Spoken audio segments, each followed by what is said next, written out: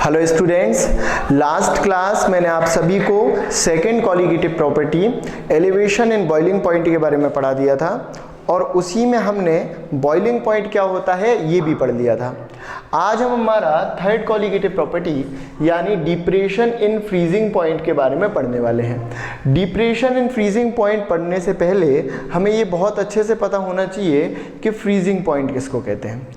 Freezing point की definition क्या लिख रहा हूँ मैं, temperature at which vapour pressure of liquid is become equal to vapour pressure of solid. एक ऐसा टेम्परेचर जिस पे लिक्विड का वेपर प्रेशर सॉलिड के वेपर प्रेशर के बराबर हो जाए उसी को हम क्या बोलते हैं, फ्रीजिंग पॉइंट बोलते हैं। अगर आपने बॉइलिंग पॉइंट को अच्छी तरीके से समझ लिया था और आपको वो आ गया था तो आपको फ्रीजिंग पॉइंट भी बहुत आसानी से आ जाएगा। मैं आपको सिखा रहा हूँ, थोड़ा ध्यान दें। देखिए, अगर हम बात करें फ्रीजिंग पॉइंट की तो मैंने आपके लिए लास्ट क्लास भी बताया था भाई कि तीन स्टेट होती हैं, सॉलिड, लिक्विड और गैस। ठीक, सॉलिड, लिक्विड और गैस। अब अगर वेपर प्रेशर की बात करें तो वेपर प्रेशर सबसे ज़्यादा किसका होता है, मैक्सिमम किसका होता है, तीनों में से मैक्सिमम वेपर प्रेशर होता है, वेपर प्रेशर मैक्सिमम होता है गैस का। ठीक, मिनिमम किसका होता है, सबसे कम। अगर सॉलिड, लिक्विड और गैस में हम वेपर प्रेशर की बात करें तो वेपर प्रेशर सबसे कम किसका होगा, सॉलिड का होगा, गैस और लिक्विड के कंपैरिजन में। तो भाई गैस का जो होता है वेपर प्रेशर वो बहुत ज़्यादा होता है, सॉलिड का जो होता है वेपर प्रेशर वो बहुत कम होता है, ये मैक्सिमम ये मिनिमम। तो बताइए ज़रा लिक्विड का वेपर प्रेशर कैसा होगा, मीडियम, ना बहुत ज़्यादा ना बहुत कम। तो लिक्विड का जो वेपर प्रेशर है ना वो बहुत ज़्यादा है और ना ही बहुत कम है, मीडियम है, गैस और सॉलिड के बीच में। अब मैंने आपके लिए बताया था कि अगर किसी भी मैटर का या किसी भी सब्सटेंस का आप टेम्परेचर बढ़ाओगे तो उसका वेपर प्रेशर भी क्या होगा, बढ़ेगा। और अगर आप इसके अपोजिट टेम्परेचर को कम करोगे तो उसका वेपर प्रेशर भी क्या होगा, बोलो, कम होगा। ये बातें हम लास्ट लेक्चर में भी पढ़ चुके हैं। ठीक, अगर किसी ने लास्ट लेक्चर नहीं पढ़ा है यानी एलिवेशन इन बॉइलिंग पॉइंट वाला तो वो जाके पढ़ ले उसको, है ना। तो देखो ये चीज़ तो हमें पता है कि टेम्परेचर बढ़ाने पे वेपर प्रेशर बढ़ता है और टेम्परेचर को कम करने पे वेपर प्रेशर कम होता है। अब आप मुझे एक बात बताइए कि अगर हम लिक्विड का टेम्परेचर बढ़ाएं तो टेम्परेचर बढ़ाने पर वेपर प्रेशर क्या होगा, बढ़ेगा। और बढ़ते बढ़ते मीडियम है, ना बहुत ज़्यादा है ना बहुत कम है। लेकिन अगर मैं टेम्परेचर बढ़ाऊं तो टेम्परेचर बढ़ाने पे वेपर प्रेशर बढ़ेगा और बढ़ते बढ़ते बढ़कर मैक्सिमम हो जाएगा यानी गैस के वेपर प्रेशर के बराबर हो जाएगा। तो लिक्विड किस में चेंज हो जाएगा, गैस में। और जिस टेम्परेचर पे चेंज हो जाएगा उसको हमने बॉइलिंग पॉइंट बोल दिया था, जो लास्ट क्लास में अपन पढ़ चुके हैं। आज इसका अपोजिट क्या पढ़ रहे हैं, ये वाला पॉइंट, कि अगर ये जो लिक्विड है मेरे पास, अगर इस लिक्विड का मैं टेम्परेचर कम करूं, ठीक, कोई भी लिक्विड है, मान लीजिए वाटर ही है हमारे पास, अगर हम उसका टेम्परेचर कम करना शुरू करें, उसको ठंडा करना शुरू करें, तो अगर हम वाटर को या किसी भी लिक्विड को ठंडा करना शुरू कर रहे हैं यानी उसका टेम्परेचर कम करना शुरू कर रहे हैं, तो जैसे ही हम टेम्परेचर कम करना शुरू करेंगे तो उसका वेपर प्रेशर भी कम होने लग जाएगा। अब हम टेम्परेचर को कम करते जा रहे हैं और वेपर प्रेशर कम होता जा रहा है, किसका, लिक्विड का। अब टेम्परेचर घटाते गए और वेपर प्रेशर भी घटता गया। घटते घटते जैसे ही वेपर प्रेशर, लिक्विड का वेपर प्रेशर मिनिमम हो जाएगा, कम हो रहा है ना, तो कम होते होते किसके बराबर हो जाएगा, सॉलिड के, क्योंकि सॉलिड का वेपर प्रेशर कैसा होता है, मिनिमम, कम होता है। तो अगर मैं लिक्विड का वेपर प्रेशर जो कि मीडियम है, बहुत ज़्यादा नहीं है बहुत कम नहीं है, अगर मैं लिक्विड का टेम्परेचर कम करूं तो टेम्परेचर कम करने की वजह से वेपर प्रेशर भी कम होगा और कम होते होते जैसे ही लिक्विड का वेपर प्रेशर सॉलिड के वेपर प्रेशर के बराबर हो जाएगा यानी मिनिमम हो जाएगा, तो वेपर प्रेशर लिक्विड का सॉलिड के वेपर प्रेशर के जैसे ही बराबर होगा ये लिक्विड किस में चेंज हो जाएगा, सॉलिड में। ये चीज़ का क्यों हुई, क्योंकि हमने टेम्परेचर कम किया। टेम्परेचर घटाते गए वेपर प्रेशर घटता गया और जिस टेम्परेचर पर वेपर प्रेशर घटते घटते मिनिमम यानी सॉलिड के वेपर प्रेशर के बराबर हो गया, उसी टेम्परेचर को हम क्या नाम दे देंगे, फ्रीजिंग पॉइंट। बात समझ में आ गई कि एक ऐसा टेम्परेचर जिस पे लिक्विड का वेपर प्रेशर सॉलिड के वेपर प्रेशर के बराबर हो जाए, उसी टेम्परेचर को हम क्या बोल देने वाले हैं, फ्रीजिंग पॉइंट। और ये टेम्परेचर जाहिर सी बात है कम होगा, ठंडा कर रहे हैं ना अपन किसी भी लिक्विड को। तो देखिए जब भी किसी लिक्विड को आप ठंडा करोगे यानी उसका टेम्परेचर कम करोगे तो उसका वेपर प्रेशर भी कम होगा, और वेपर प्रेशर कम होते होते जैसे ही सॉलिड के वेपर प्रेशर के बराबर होगा तो वो लिक्विड सॉलिड स्टेट में कन्वर्ट हो जाएगा। और उसी कंडीशन में जिस टेम्परेचर पे लिक्विड सॉलिड स्टेट में कन्वर्ट होगा, उसी टेम्परेचर को हम क्या बोल देंगे, फ्रीजिंग पॉइंट। बात समझ गए।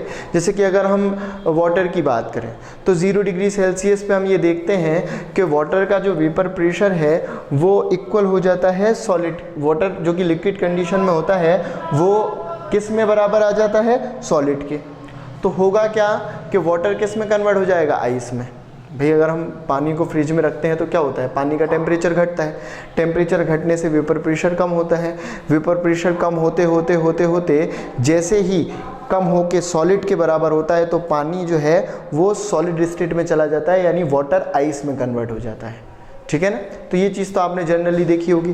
तो फ्रीजिंग पॉइंट समझ में आ गया हमारे लिए, एक ऐसा टेम्परेचर जिसमें हमारे लिक्विड का वेपर प्रेशर घटकर कम होकर सॉलिड के वेपर प्रेशर के बराबर हो जाएगा, और जो लिक्विड हमारे पास है वो सॉलिड स्टेट में कन्वर्ट हो जाएगा, यानी जम जाएगा, फ्रीज हो जाएगा। उसी टेम्परेचर को हम क्या नाम दे देंगे, फ्रीजिंग पॉइंट। ठीक है, इतना नोट कीजिए। तो हमने समझ लिया है फ्रीजिंग पॉइंट किसको बोलते हैं। ठीक है ना। अब हम हमारे कॉलिगेटिव प्रॉपर्टी पे आ रहे हैं जो कि है डिप्रेशन इन फ्रीजिंग पॉइंट। ठीक। अब डिप्रेशन इन फ्रीजिंग पॉइंट की अगर अपन बात करें तो क्या लिख रहा हूं मैं, when a non volatile solute added with pure solvent then the vapour pressure of pure solvent is decreases. ये वाली चीज़ तो हमें पता है, बहुत बार पढ़ चुके हैं हम, खैर मैं एक बार और बता दूंगा अभी। That is why freezing point of solvent is also decreases. This is called as depression in freezing point and it is denoted by delta TF। अब ये जो मैंने लिखा हुआ है डिप्रेशन इन फ्रीजिंग पॉइंट के अंदर, इस चीज़ को मैं आपको समझा रहा हूँ, थोड़ा ध्यान से देखिए। मान लीजिए कि मैंने ये कंटेनर लिया और इस कंटेनर में मैंने प्योर सॉल्वेंट भर लिया। वैसे तो ये चीज़ मैं आपके लिए लास्ट लेक्चर में भी बता चुका हूँ बहुत अच्छे से, और इसके लिए मैंने एक अलग से लेक्चर भी शूट किया था कि प्योर सॉल्वेंट के अंदर जब हम नॉन वॉलीटाइल सॉल्यूट को ऐड करते हैं तो उसका वेपर प्रेशर कम क्यों हो जाता है। तो ये चीज़ हमने अलग से भी पढ़ी हुई है, लास्ट लेक्चर में भी बता चुका हूँ। अगर आपको सारे लेक्चर अच्छे से समझना है तो आप सबको देख लीजिए एक बार, और इसको अगर बहुत अच्छे से समझना है जो मैं अभी पढ़ा रहा हूँ तो इससे पहले वाला तो आपको आना ही चाहिए, यानी एलिवेशन इन बॉइलिंग पॉइंट। ठीक है। तो अगर बात करें अपन, मान लो मैंने यहाँ पे ले लिया प्योर सॉल्वेंट। ठीक। अब प्योर सॉल्वेंट को हम गर्म करते हैं, वेपर बनती है,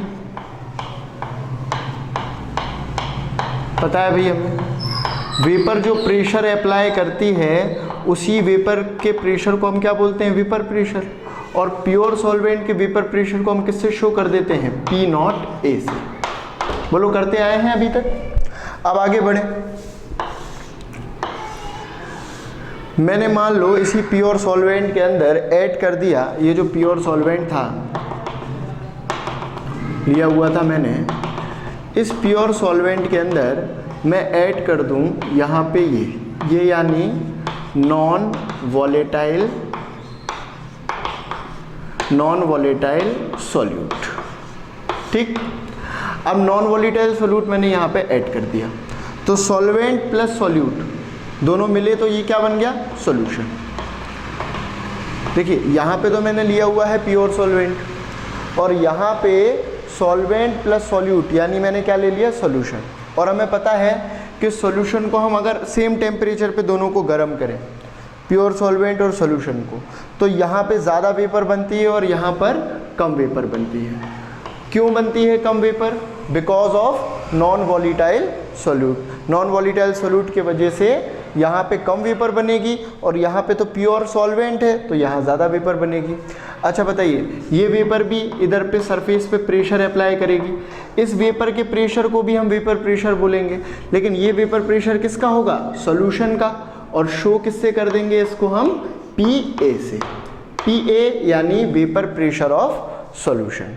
ठीक है, अब ये वाली चीज़ हमें पता है कि जाहिर सी बात है कि यहाँ वेपर ज़्यादा है और यहाँ पे वेपर कम है, तो यहाँ वेपर ज़्यादा है तो यहाँ पे वेपर प्रेशर ज़्यादा होगा यानी P0A ज़्यादा होगा, और यहाँ वेपर कम है तो यहाँ पे वेपर प्रेशर कम होगा यानी PA कम होगा, यानी P0A is always greater than PA। ये चीज़ हम पहले भी पढ़ चुके हैं। ठीक है ना, तो P0A मतलब क्या है बोलो? Vapour pressure of pure solvent, और PA मतलब क्या है बोलो? Vapour pressure of solution. ठीक, तो यहां तक तो हमने क्लियर कर लिया कि when a non volatile solute added with pure solvent, जब कोई नॉन वॉलेटाइल सॉल्यूट को प्योर सॉल्वेंट के साथ ऐड करते हैं, then the vapour pressure of pure solvent is decreases. देखिए, जब केवल और केवल प्योर सॉल्वेंट था तो वेपर प्रेशर था P0A, लेकिन जैसे ही मैंने नॉन वॉलेटाइल सॉल्यूट ऐड करके सॉल्यूशन बनाया तो सॉल्यूशन का वेपर प्रेशर कम है ना, तो वेपर प्रेशर पहले ज़्यादा था, सॉल्यूशन बनने पे कम हो गया। सॉल्यूशन कैसे बना? नॉन वॉलेटाइल सॉल्यूट को ऐड करने पे। तो जब भी हम नॉन वॉलेटाइल सॉल्यूट को ऐड कर रहे हैं तो वेपर प्रेशर पहले ज़्यादा फिर कम, वेपर प्रेशर क्या हो रहा है? कम हो रहा है। तो यही चीज़ हमने यहाँ पे लिखी है कि when a non volatile solute added with pure solvent then the vapour pressure of pure solvent is decreases. अब इसके आगे पढ़ रहे हैं अपन, पहले आप इतना नोट कर लो। अब यहाँ पे मैं ग्राफ खींच रहा हूँ, इस तरीके से ग्राफ खींच रहा हूँ वेपर प्रेशर और टेम्परेचर में। अब आप मान लीजिए, समझाने के लिए ले रहा हूँ बस, कि यहाँ पे मान लो कि मैं टेम्परेचर का डिक्रीजिंग ऑर्डर ले रहा हूँ यहाँ पे इस तरफ, मतलब जैसे यहाँ पे 0, यहाँ पे 0, तो यहाँ पे -1, यहाँ पे -2, यहाँ पे -3, इस तरीके से ले रहा हूँ मैं। ठीक है, समझना अब आप। तो अगर मान लो कि vapour pressure of pure solvent मैंने इस पॉइंट पे ले लिया, ये जो पॉइंट है ये पॉइंट है vapour pressure of pure solvent का P0A। ठीक, तो vapour pressure of pure solvent यानी P0A अगर यहाँ है तो वेपर प्रेशर ऑफ सॉल्यूशन यानी PA कहाँ होगा? ऊपर तो होगा नहीं, नीचे ही होगा ना। ये चीज़ तो हमें पता है कि वेपर प्रेशर जो है सॉल्यूशन का वो हमेशा कम होता है।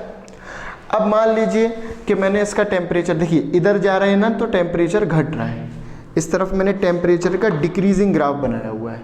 ठीक है ना, तो इस तरफ आएंगे तो टेम्परेचर कम हो रहा है। ठीक है, तो देखिए यहाँ पे मैं टेम्परेचर को कम कर रहा हूँ तो नीचे की तरफ आ रहे हैं, वेपर प्रेशर भी कम हो रहा है। टेम्परेचर को कम कर रहा हूँ, वेपर प्रेशर कम हो रहा है। टेम्परेचर को कम कर रहा हूँ, वेपर प्रेशर कम हो रहा है। ये मैंने समझाने के लिए लिखा था ऐसे, है ना। और टेम्परेचर कम करते करते मान लो इस वाले पॉइंट पे आके इस टेम्परेचर को मैं नाम दे देता हूँ T0F टेम्परेचर, और इस टेम्परेचर पे आके हमारा जो प्योर सॉल्वेंट है उसका वेपर प्रेशर कम होके सॉलिड के वेपर प्रेशर के बराबर हो गया। तो जो प्योर सॉल्वेंट है वो किस में कन्वर्ट हो जाएगा? सॉलिड में, यानी फ्रीज हो जाएगा, जम जाएगा।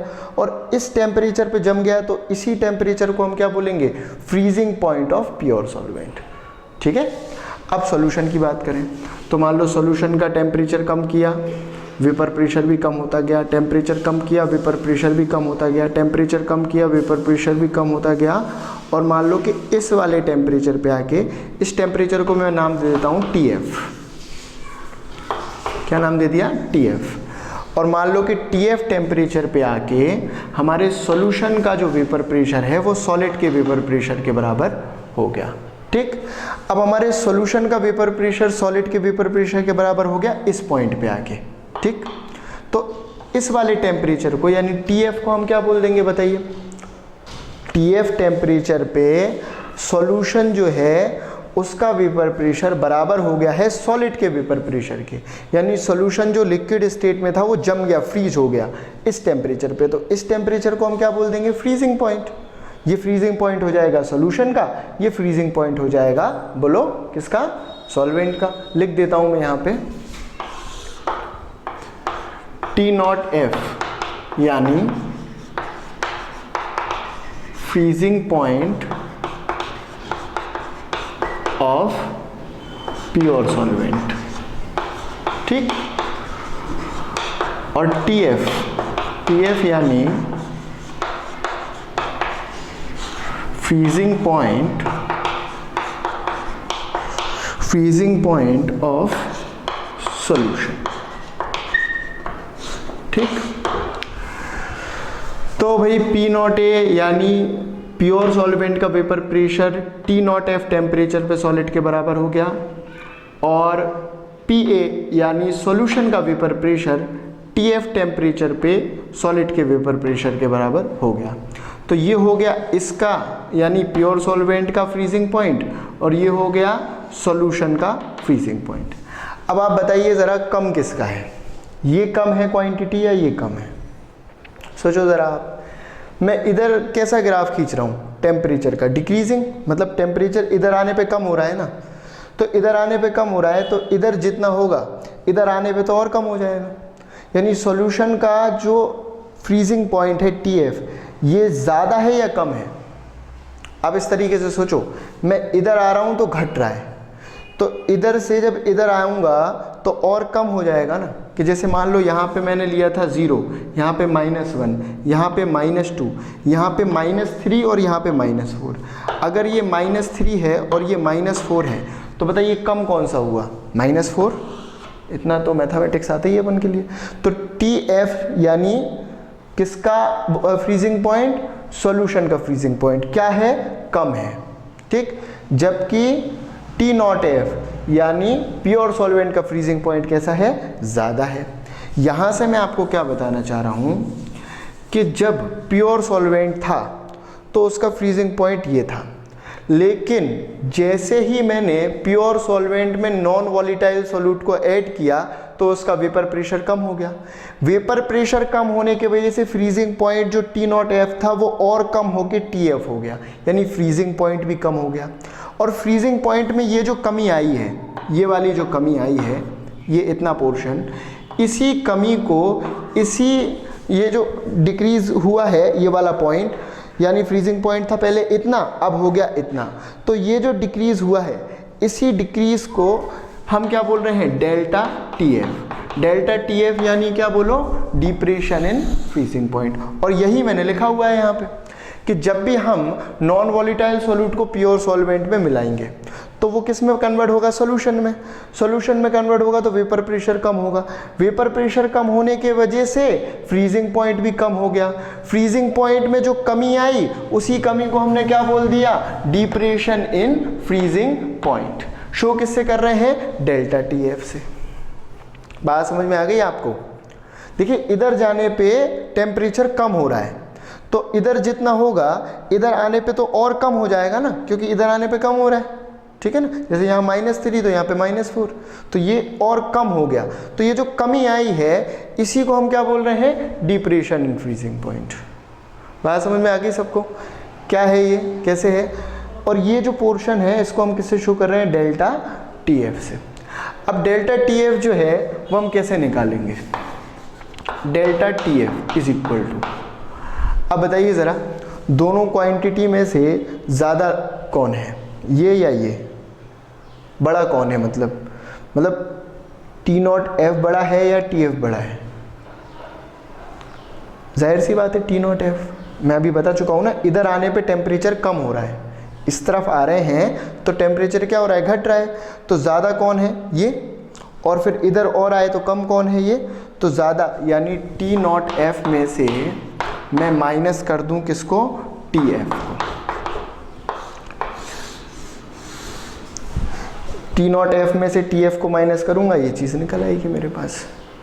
बात समझ में आ गई कि जैसे मान लीजिए ये पोर्शन निकालना है मुझे, इसकी वैल्यू है -3, इसकी वैल्यू है -4, कैसे निकालोगे, -3 में से -4 को माइनस कर दो, -1 आ जाएगा आपके पास। ठीक है, तो बात समझ में आ गई किस तरीके से हम इसको निकाल रहे हैं। तो डेल्टा TF निकालने के लिए T0F यानी freezing point of pure solvent में से माइनस कर देना है TF यानी फ्रीजिंग पॉइंट ऑफ सॉल्यूशन को। ठीक, तो ये जो है हमारा फॉर्मूला हो गया है, इसको हम नाम दे रहे हैं इक्वेशन फर्स्ट। इसको आप जनरली भी देख सकते हो, आप फ्रीज़र में जहाँ पे हम बर्फ़ वगैरह जमाते हैं, अगर आप नॉर्मल पानी रख दो, सेम क्वांटिटी में आपने नॉर्मल पानी रख दिया और एक जगह पर आप पानी में थोड़ा सा शुगर मिला दो, सोल्यूशन तैयार हो जाएगा नॉन वॉलीटाइल, और उसको रख दो, तो आप देखोगे कि जो नॉर्मल सिंपल पानी होगा, सिंपल जो वाटर होगा वो जल्दी फ्रीज़ हो जाएगा, जल्दी जम जाएगा, जबकि शुगर वाले वाटर को फ्रीज़ होने में थोड़ा ज़्यादा समय लग जाएगा, यानी उसके लिए और कम टेम्परेचर की ज़रूरत पड़ेगी। ठीक है ना, इसी को हम डिप्रेशन इन फ्रीजिंग पॉइंट बोलते हैं। और डिप्रेशन इन फ्रीजिंग पॉइंट भी डायरेक्टली डिपेंड किस पे कर रहा है, सॉल्यूट के अमाउंट पे। सॉल्यूट आप मिला रहे हो, इसीलिए ये सारी चीज़ें हो रही हैं। इसी वजह से हमारा ये जो थर्ड पॉइंट है डिप्रेशन इन फ्रीजिंग पॉइंट, ये कॉलीगेटिव प्रॉपर्टी है, क्योंकि मैं आपको बता चुका हूँ कि कॉलीगेटिव प्रॉपर्टी ऐसे प्रॉपर्टी होते हैं जो सॉल्यूट के नंबर पे डिपेंड करते हैं। हमने शुरुआत में पढ़ा है इस बारे में। ठीक है ना, तो डिप्रेशन इन फ्रीजिंग पॉइंट आप लोगों को इसलिए समझ में आ गया होगा कि भाई ये रहा फ्रीजिंग पॉइंट प्योर सॉल्वेंट का, ये रहा फ्रीजिंग पॉइंट सॉल्यूशन का। सॉल्यूशन का फ्रीजिंग पॉइंट और कम है, कम क्यों हुआ, वेपर प्रेशर कम होने से। वेपर प्रेशर कम क्यों हुआ, नॉन वॉलीटाइल सॉल्यूट मिलाने से। मतलब जब भी हम किसी प्योर सॉल्वेंट में नॉन वॉलीटाइल सॉल्यूट मिलाएंगे उसका वेपर प्रेशर कम होगा, जिससे फ्रीजिंग पॉइंट भी कम होगा, और जो फ्रीजिंग पॉइंट कम होगा उसी को हम बोल देंगे डिप्रेशन इन फ्रीजिंग पॉइंट। और यही मैंने थ्योरी के फॉर्म में आपके लिए लिखाया हुआ है। निकालने का तरीका क्या है, ज़्यादा वाले में से कम वाले को माइनस कर दो, T0F माइनस TF। ठीक है, तो आपके पास क्या आ जाएगा, डेल्टा TF। इसको ले लिया मैंने इक्वेशन 1। इतना आप नोट करो, फिर आगे बढ़ते हैं। अब आगे बढ़ रहे हैं और मैं लिख रहा हूं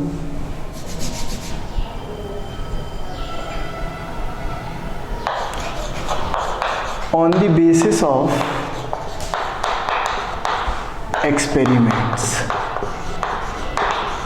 मतलब अब जो चीज़ मैं लिख रहा हूँ उसका कोई थ्योरेटिकल फॉर्म नहीं है हमारे पास। ये जो चीज़ आई है ये कैसे आई है, एक्सपेरिमेंटली। एक्सपेरिमेंट करा तो हमें पता चला। और क्या पता चला कि जो डेल्टा TF होता है is directly proportional to small m। अब हमें पता है भाई डेल्टा TF मतलब तो है depression in freezing point.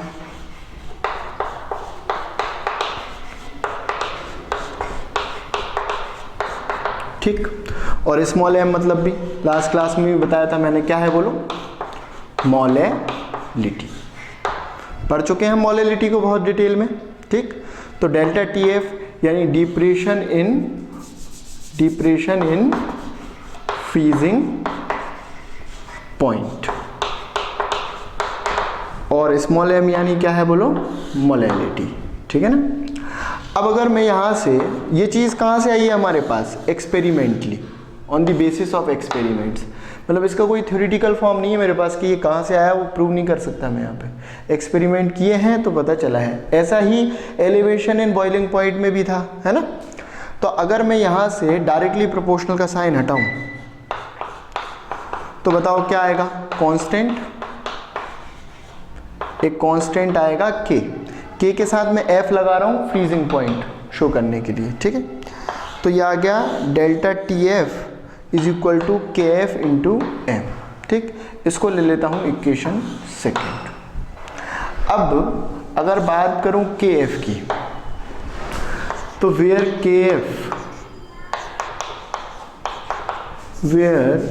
KF is molal depression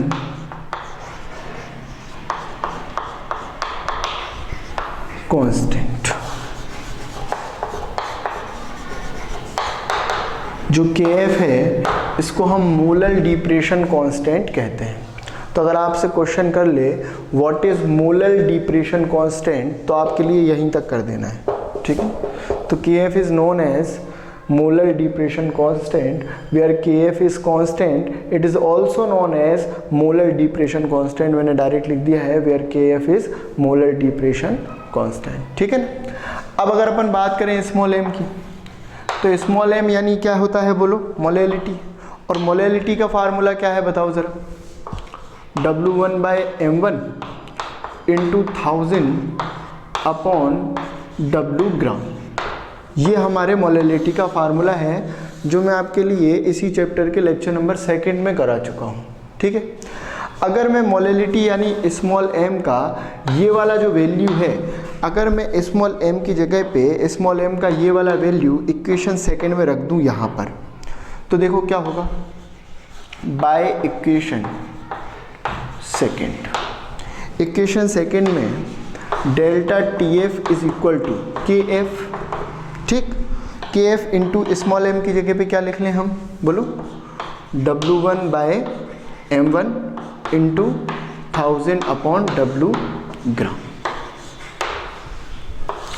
तो डेल्टा TF यानी डिप्रेशन इन फ्रीजिंग पॉइंट निकालने के लिए इक्वेशन 3 के फॉर्म में हमारे पास ये फार्मूला आ गया, ठीक।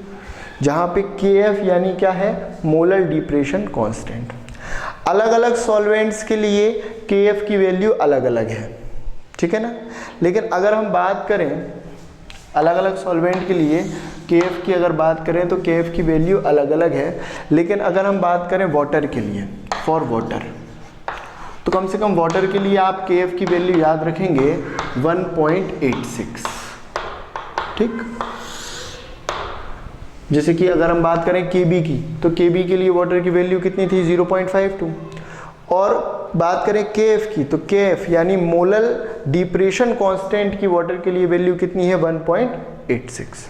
तो ये चीज़ आपको याद रखनी है सिर्फ और सिर्फ वाटर के लिए। अगर वाटर की जगह और कोई सॉल्वेंट आता है और क्वेश्चन में वो आपके लिए ये चीज़ वाटर की जगह पर और कोई सॉल्वेंट रख दे, तो उस कंडीशन में वो KF की वैल्यू आपको लिख देगा। तो आपको KF की सारे सॉल्वेंट्स के लिए वैल्यू याद करने की आवश्यकता नहीं है, ठीक है ना। तो सिर्फ वाटर के लिए कम से कम याद रख लेंगे आप कि कितनी होती है, for water KF is equal to, for water KF is equal to 1.86, ठीक है। क्लियर है, आगे बढ़ रहे हैं। अगर आपसे क्वेश्चन इस तरीके से आ जाए, आपसे क्वेश्चन पूछ ले, derive the formula for molar mass of solute by या with the help of depression in freezing point, इस तरह से क्वेश्चन भी आ जाता है। तो सबसे पहले तो आप ये देखो कि इस फार्मूले में कौन सी चीज़ क्या है, देखिए ज़रा। तो delta TF is equal to, हमें पता है क्या है, बोलो, depression in freezing point,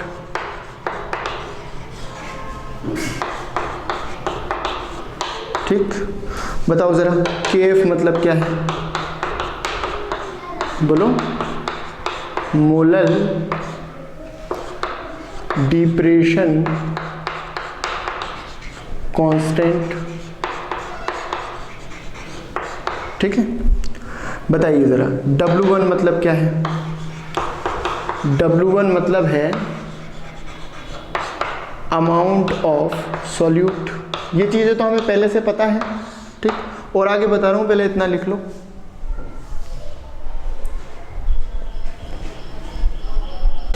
M1 मतलब क्या है, बोलो, molar mass of solute.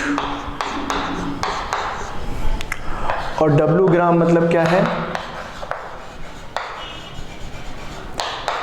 Amount of solvent, जो कि किस में लेना है, इन ग्राम, ठीक। तो M1 यानी मोलर मास ऑफ सोल्यूट। अगर क्वेश्चन हमसे कहे कि मोलर मास ऑफ सोल्यूट के लिए फार्मूला ड्राइव कीजिए with the help of depression in freezing point, तो आपको क्या करना है कि इक्वेशन 3 तक तो ऐसा का ऐसा निकाल लेना है। डिप्रेशन इन फ्रीजिंग पॉइंट के फार्मूले तक हम पहुंच गए। अब आपसे क्वेश्चन वो कर रहा है, drive the formula for molar mass of solute, drive the formula for molar mass of solute mean M1। तो मतलब अगर वो m1 के लिए फार्मूला पूछे तो आपको क्या करना है, m1 को उठा के यहाँ ले आना है और डेल्टा TF को उठा के यहाँ ले आना है, मतलब दोनों की रिप्लेस कर देना है, इधर से इसको इधर, इसको इधर। तो m1 का फार्मूला बन जाएगा हमारे पास m1 is equal to KF into W1 by delta TF into 1000 upon W gram. और इसको ले लूँ इक्वेशन 4। ठीक, तो यहाँ तक जो है अगर आपसे क्वेश्चन मोलर मास के फॉर्मूले के लिए पूछे तो आपके लिए इक्वेशन 4 तक करना है। और अगर डिप्रेशन एंड फ्रीजिंग पॉइंट का ही सिंपल क्वेश्चन आता है आपको, ड्राइव द फॉर्मूला फॉर जो है डिप्रेशन एंड फ्रीजिंग पॉइंट, तो भी आप यहाँ तक इक्वेशन 3 तक कर देंगे। आपको ध्यान रखना है कि जो फार्मूला है उसमें कौन सी चीज़ क्या है, क्योंकि इसी के बेसिस पे आप न्यूमेरिकल सॉल्व कर पाते हो, है ना। तो वैसे तो ये चीज़ मैं आपके लिए बहुत बार बता चुका हूँ, तो आपको ज़्यादा प्रॉब्लम नहीं आ रही होगी। इतना नोट कर लें आप लोग, फिर आगे बढ़ रहे हैं। तो स्टूडेंट्स, आज मैंने आपके लिए डिप्रेशन एंड फ्रीजिंग पॉइंट और फ्रीजिंग पॉइंट के बारे में पढ़ाया। फ्रीजिंग पॉइंट क्या होता है, उसके बाद फिर डिप्रेशन एंड फ्रीजिंग पॉइंट भी हमने पढ़ा। इस पे बेस्ड कुछ न्यूमेरिकल्स भी हैं जो इसके बाद वाले लेक्चर में मैं आपके लिए सिखाऊंगा, ठीक है। और अगर इसमें आपके लिए कोई भी डाउट आता है या कोई भी चीज़ समझ में नहीं आती है तो आप कमेंट बॉक्स में मुझसे कमेंट करके पूछ सकते हैं। आज के लिए हम इतना ही पढ़ने वाले हैं। Thank you.